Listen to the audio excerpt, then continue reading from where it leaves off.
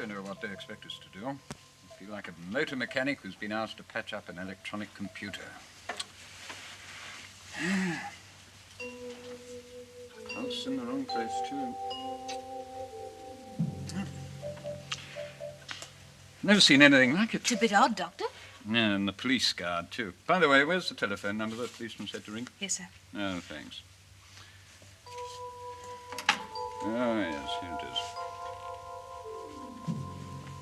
Grandfather, hmm?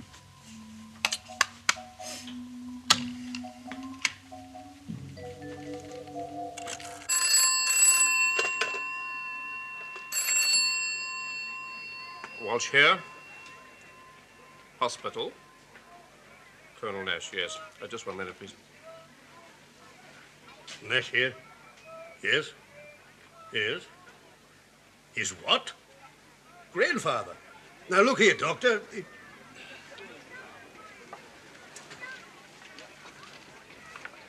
Look here, Doctor. This is a police case, understand? Yes. Keep him there under surveillance and let the Commissioner know every detail about his progress. That's very odd.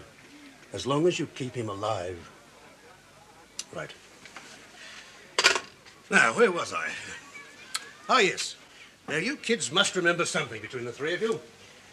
Where was the sergeant when you went in? Well? He was sitting down, sir. Sitting down. Staring, sir. Staring. Sitting down and staring. And the constable left his pistol lying on the floor, Sergeant. And none of them can remember anything. I simply can't believe it. You must remember something. Think. What happened? What happened? All I can remember is him going into the place and seeing one of them, the one called Adam, and I don't remember seeing the other one. Well, what did he say? Well, he said, sit down, Sergeant. Go on. Then he said it again, and, well, I sat down, sir. I'm sorry. I thought there was something funny going on, sir. The way the sergeant was just sitting. Excuse me, Well? What have you to report? Well, wake up, man. What have you to report? Sir, I thought I drove you. Yes, you thought you drove me where? Somewhere. I don't remember. Look, I remember you running to the car, and then there was a shot, and... No, there were 2 shots, I think. And then you jumped into the car and told me to drive. That wasn't me. I think there's not much doubt about it, Colonel. There's been some pretty effective hypnotism going on here. Well, hypnotism is the only word I can think for it. These men are using a talent they have. Well, I don't pretend to understand it. That's exactly what it was like, Dad. Sure. I just seem to go to sleep. It's like a kind of dream that you can't recall. Tell me. Did either of these men have weapons of any kind? No. Did you tell them anything? No. Nothing. Well, do you remember if they asked you any questions? Well, when we first came in, Yes, well? Nothing. I seem to remember something about a question, but it's gone again. I don't remember anything. And the mileage on your speedometer, doesn't that tell you anything? Well, I didn't look at it before we started. There wasn't time. Didn't any of those press cars have the wit to follow you? Well, one of the reporters told me that 2 of them followed us in the Parramatta Road, but I left them behind. That seems to be the only clue we've got. You'd better mount a major search, Sergeant, and make it in that direction, generally. Was anyone hurt when those shots were fired? Warning shots. If you heard anything, it wasn't serious.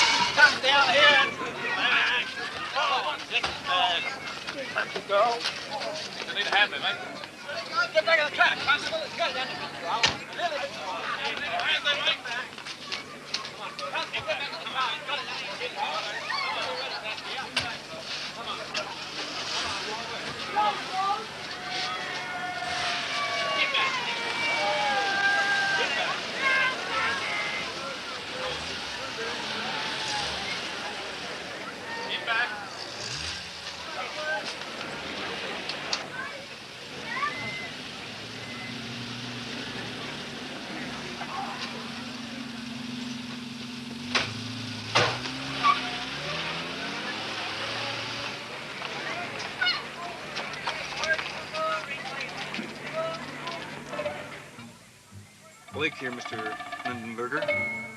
We're leaving now. We're leaving Walsh's bungalow now, right at midnight. A police squad car leading, followed by a car with the 3 kids and Professor Meyer. Nash, the security man, is with them. Are the 2 emissaries with them? No sign of them. They must be somewhere else. Oh, they may be picking up the 2 emissaries and taking them all to the hideout. No, sir. All right.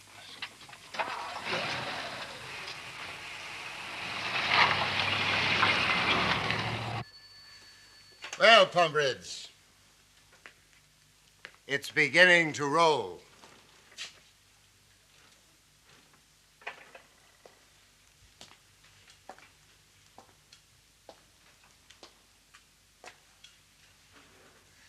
I guess I owe you an explanation, Jack.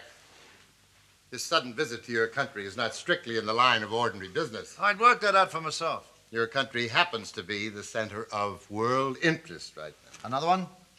I reckon it's just another newspaper story, Rudy. If there's anything in this story at all, Jack, it's the greatest thing that's happened on this planet. What these people from space must know will make our top scientists look like candidates for next year's kindergarten. We've got to get these people, Jack. We, us. I mean just that. Not the world, not even the United States or Australia, but us. Development and Investments Incorporated. We have unique facilities for exploiting the know-how of these people. Yes, I agree. If they exist. Oh, they exist, all right.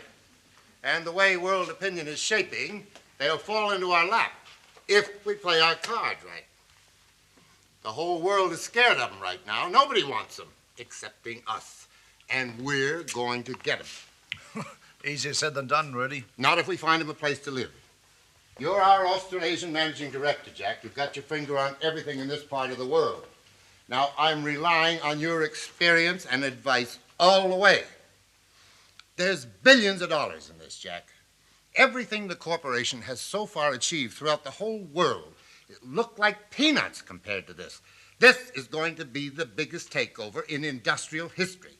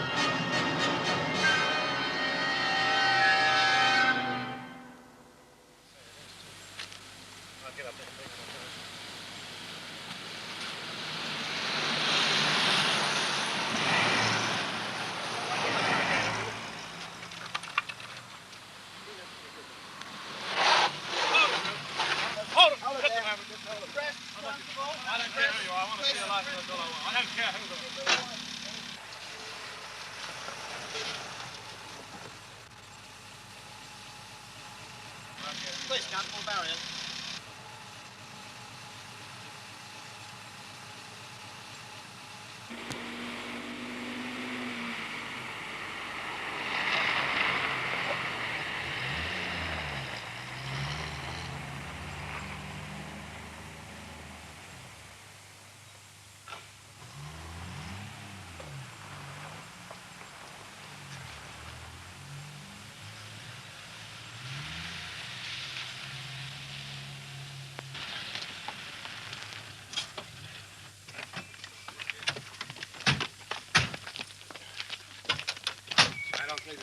Hurry up, sir. The car's waiting. Okay.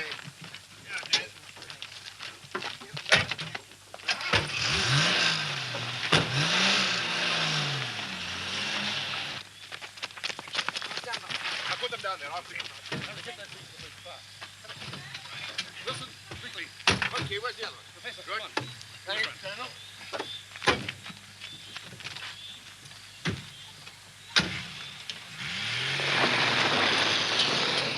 Right, Constable. You're holding up the newspaper. All right. Go ahead.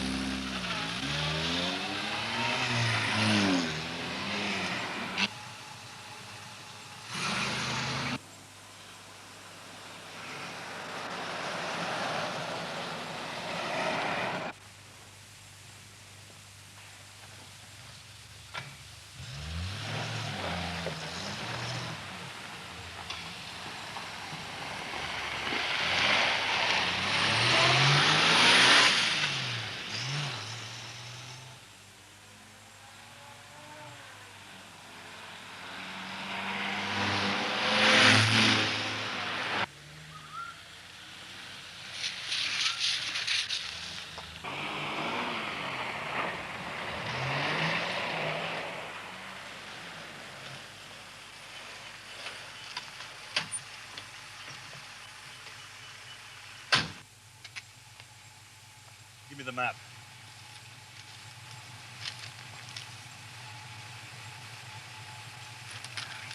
This way. I think I've got it.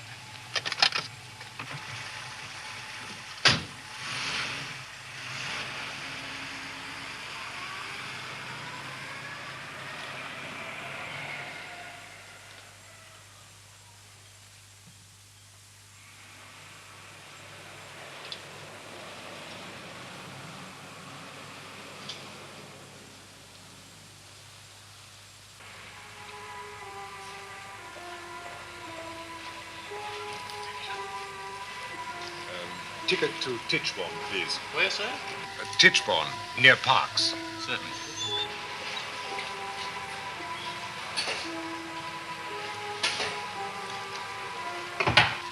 £4.12 a night. Thank you.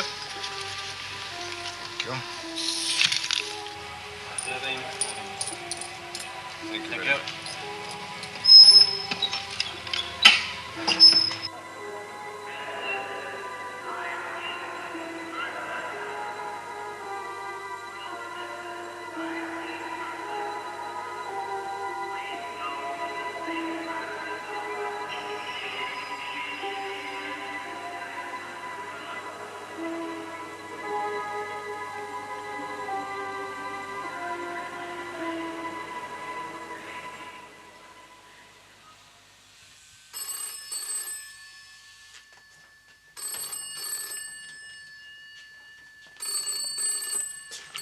Hello. Blake here, Mr. Lindenberger. Can you hear me? I hear you, Blake. Go ahead. Where are you? We've done just over 250 miles since midnight, and we're approaching a town called Mudgee, according to the map. Mudgee. Mudgee, that's right out west. You there, Mr. Lindenberger? Yeah, sure. Hold up.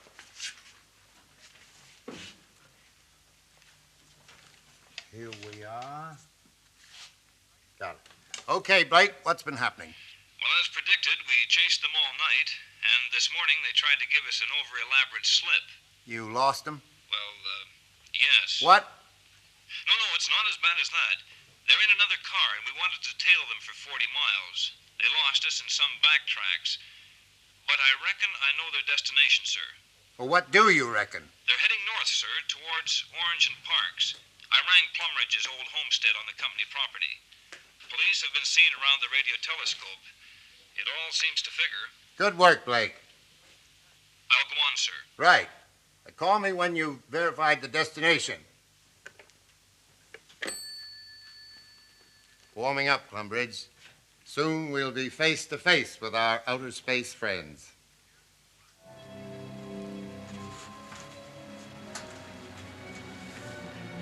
Peter Cannon, Sar Soshuniss Celestis. Proistos Celestis. Sar Soshun.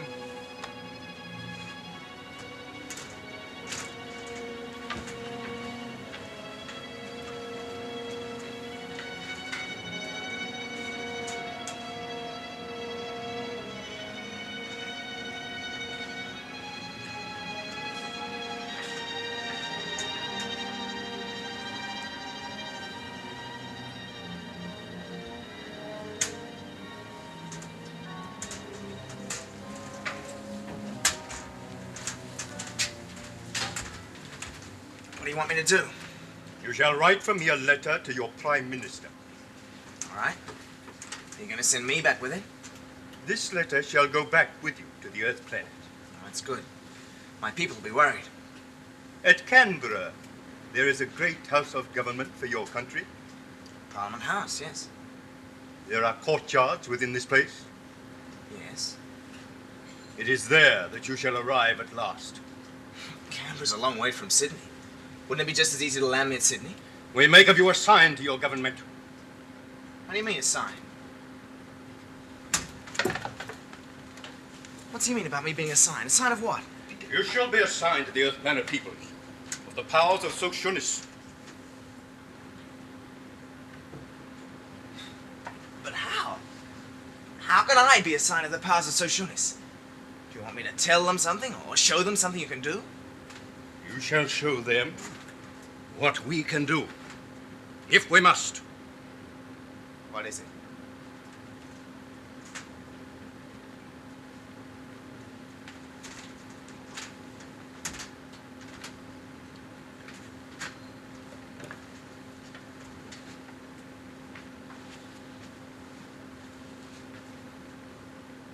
Right.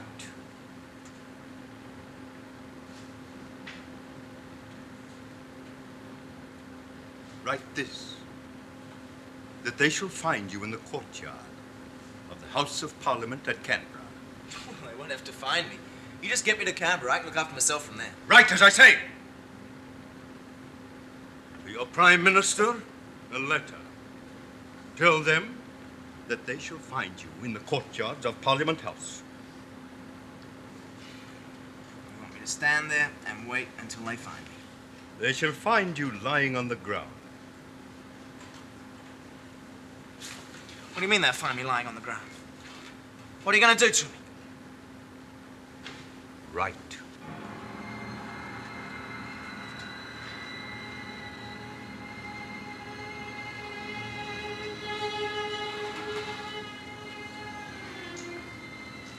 Write to your Prime Minister the thoughts which are in my mind, that you shall be a sign of what the Soshin can do.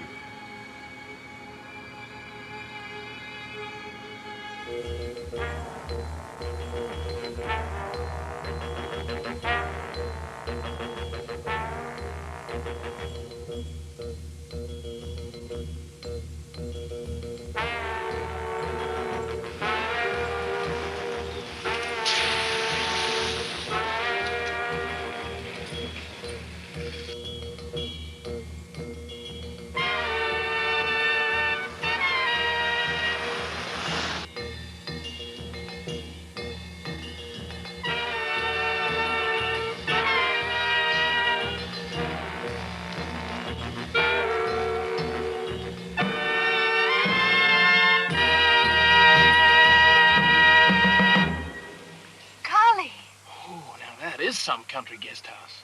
Where do we stay, Colonel Nash? At the quarters, son. Thanks, officer.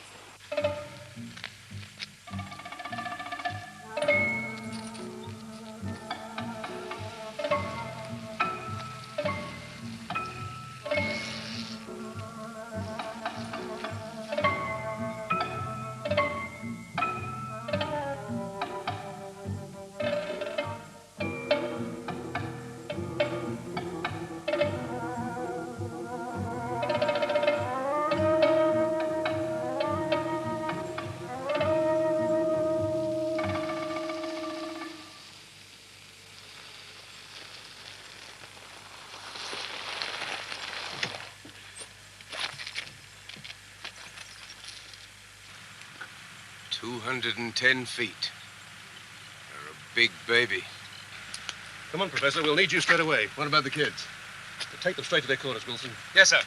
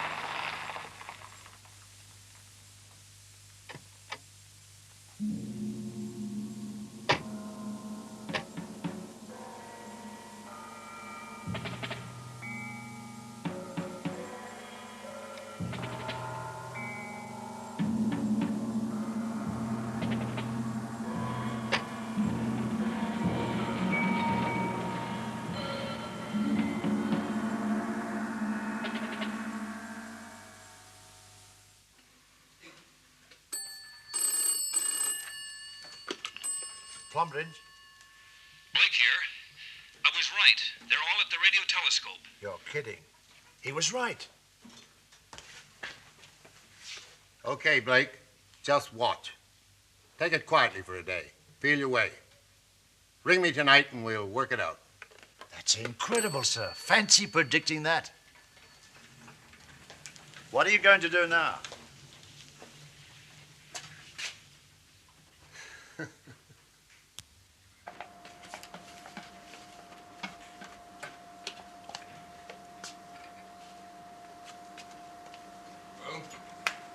This isn't going to be easy. Right now, it just doesn't make any sense at all. But you can unscramble it, surely. I hope so. Given time. Yes, but you don't have to take it to pieces and render it inoperative. On the contrary. What I want to discover are the frequencies of the oscillating circuits and how they're modulated. Yes, but what I want to know is how... Given that information, we can build something along the same lines, but with enough power to reach the satellite direct. Yes, but what about... It'll take time. How much time? I couldn't say offhand. It may take weeks. Control room? Send Mac down to look at the BFO, will you? On the other hand, we could crack it tonight. Well, I hope so. Nash. I'm going up to the control room to see how Dr. Scott's coming. You know, this is fantastic. No one up there will believe you, Professor. This instrument is so advanced I wouldn't have believed it myself if I hadn't seen it. As a matter of fact, are you quite sure it isn't one big hoax? Look here. Get this top priority. Nothing else matters. Right now, you're working on the most important piece of technological research in the whole world. Right.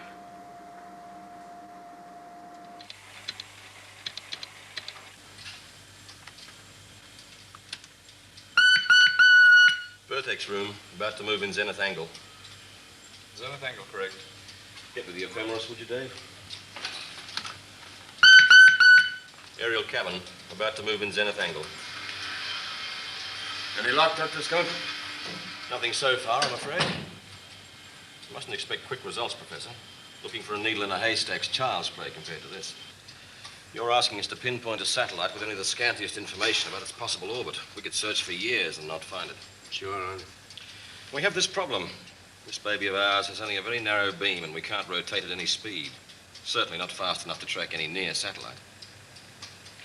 So, unless this Soshuniss of yours is either stationary or moving on an axis directly towards or away from the Earth, it's not going to be easy for us to locate it. Yeah, but if it's orbiting the Earth at some thousands of miles distance, you might track it. Many thousands. And we can only locate it if it continues to emit these radio signals to its fleet of space buses. You must forgive me if I'm a little impatient, Dr. Scott. But there's one thing we haven't got enough of, and that's time. You're sure this isn't an elaborate gag? Certainly not. No, I don't suppose so. Well, this security push has had us going hard at it. The South African scope picked up some strong and unusual signals yesterday. We've been trying to cross-rev. Dr. Scott.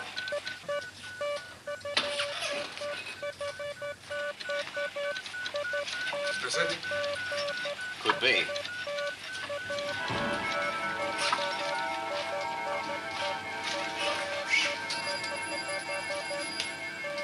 That's it. Hold it. Get the readings. Keep it on that course.